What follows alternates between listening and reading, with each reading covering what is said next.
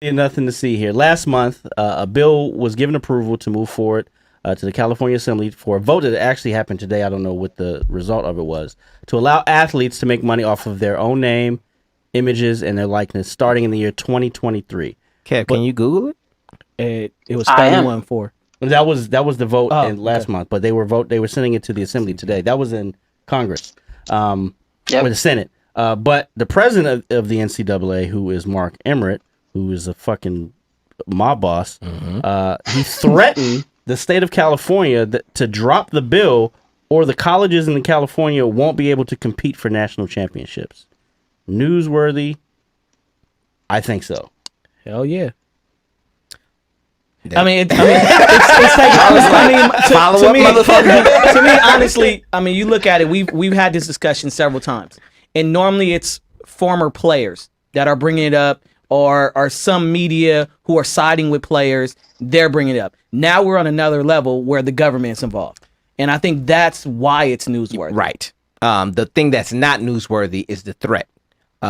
California is one of two dominant states in America, between them and Texas, the two biggest states in America.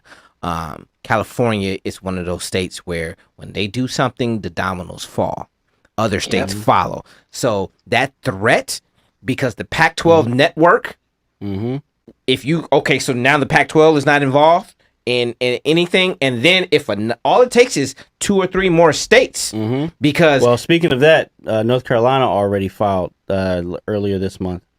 So this is my point. Like, that threat is nothing to see here. And you think they know about that? Have Duke play for championships? Right. That threat is nothing to see here. But the whole situation is definitely newsworthy.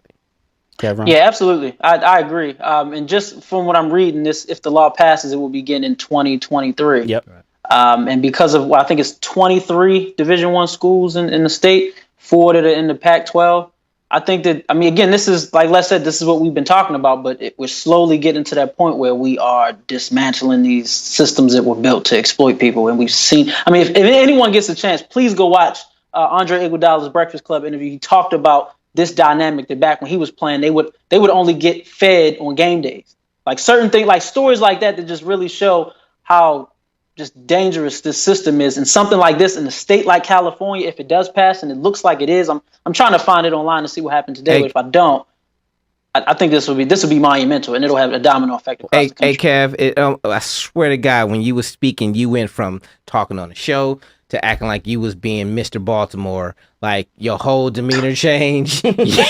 You was trying to say the city right there, bro, and I felt it on the spiritual level. I'm looking out for your state, bro. Mine's gonna come last. I'm good.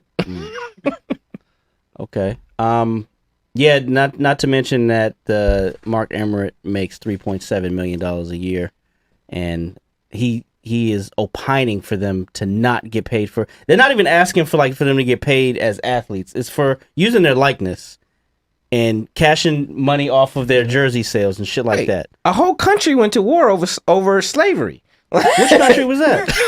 This one. These teams. You don't say, Omar. So, like, if you have free labor, you will go to war to keep it. You are, man.